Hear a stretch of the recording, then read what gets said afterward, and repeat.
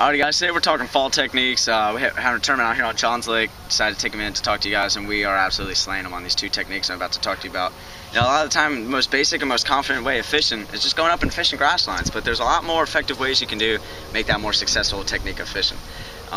What we're doing up on this grass line is a ton of isolated grass patches, and every one you can usually flip, pick up a couple, but as far as casting wise, a lot of people don't like getting up there and flipping, so two techniques I love doing here in the fall. They're going to catch you fish no matter where you go. These baits are awesome. The first is just a little finesse rig. Simple, little 16, 32nd ounce or 1/8 ounce bullet weight on the front, followed by 3-aught. So I always use super line. I fish 15-pound mono, never really bend it out. And yeah, just usually a smaller finesse type plastic application like a 6-inch trick worm or a 8-inch ribbon tail worm or a Senko 4 or 5-inch Senko, anything like that. You can strap any plastic on a little finesse rig like this, cast up into isolated grass, let it drop down. Those fish love that slow fall. They're gonna come out of that cold water and pick it up. What I throw it on a lot is the Lew's Pro Team Speed Spool. It's awesome reel, 11 bearings, super freaking smooth, awesome casting bearings in them. And followed by the Ken Whiting Nano Fusion by Iris Rods. These things are awesome. I throw the 7-foot medium heavy. It's a fast tip, so you got a lot of repower on the front, and it's a super sensitive rod. Awesome for this kind of fishing. The other technique I love doing, besides from the whole Texas rig and finesse stuff, is top water. I'll take an Evolve Fishing Dark Star swim bait. These things are awesome paddle tail on them, real soft, and awesome color choices. I mean, I keep it watermelon red, gold shad, stuff like that, and just chuck it up on 50-pound braid, fishing on the Co-Matrix, and it's a 7.6 heavy, so you're able to pull fish out of lily pads, bruces, grasses, anything like that. And big old 6-aught hook, strap it into this thing, start casting around the grass. You can peel it to the point where this tail kicks just beneath the surface. Awesome kick and tail on these swim baits, best things I've ever thrown. And real good wake to them right underwater, and you'll see fish come up and roll on them, wake at them, and so yeah, I mean 65, 50-pound braid is always good. Typical reel, always with a 7-1-1 gear ratio. 7.3s are good as well, and just chuck them out there as far as you can, and just bring them back slowly, or bring them back to that tail. That tail makes a lot of action. Makes a lot of topwater action on the top of the surface. So it works as a topwater bait, works as a wake bait. It's an awesome bait, and honestly, every bite you get is a big bite. You don't catch any dinks on this big old swim bait. This thing catches pigs.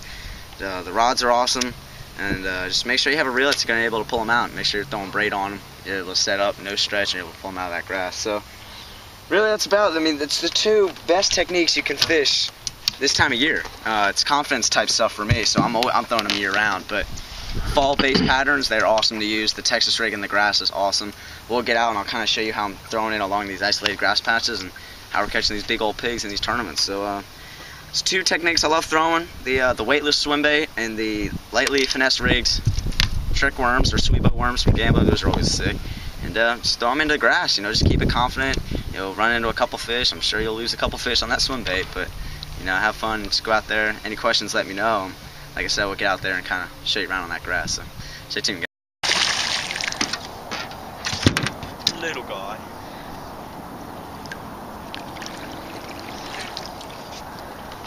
Nice little start. Chunk, out here on John's fishing some grass. Just caught the first fish of the day. And pretty good start. Biting really slow. For the most part, they're just up in the grass, right? Alright, nice little small one. Just caught that one on a trick worm. Nice for that one. Very dark. First fish. You got him? Yeah. Good one? Going under the boat?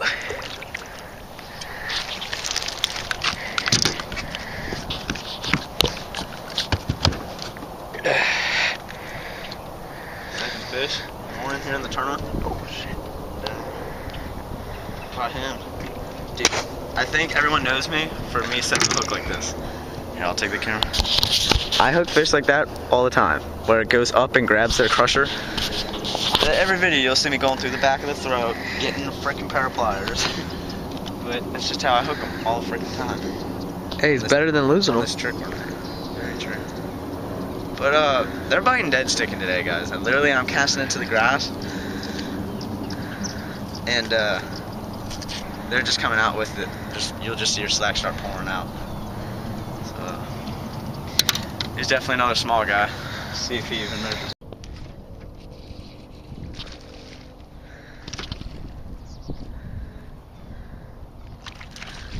Oh, he's just a little guy. Just a little guy. Also fat. Look how fat that chunk is, dude. Yeah. They all just eat it. Oh my gosh. Like. Alright, I'll get back, guys, for some more little tiny munchkins. Alrighty, guys. Yeah, we're fishing a tournament out here on Johns Lake this morning, and the freaking schoolers are whacking. And I just landed a 6-pounder. I give him 7.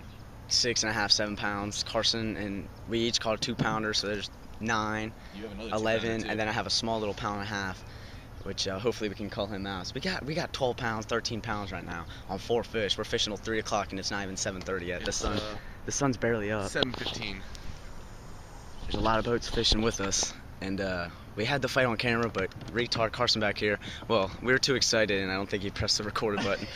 But there was a lot of cussing off, so it's kind of good we didn't. But Yeah. we're definitely gonna get some videos to you at weigh-in. If not, you'll see them when I'm pulling them out of the live well. So we'll catch you then, and if not, catch some more fish, and we'll get them on camera for you. But till then, see ya. My bad. Will you call? You sure? You want to call one of those 14 inchers?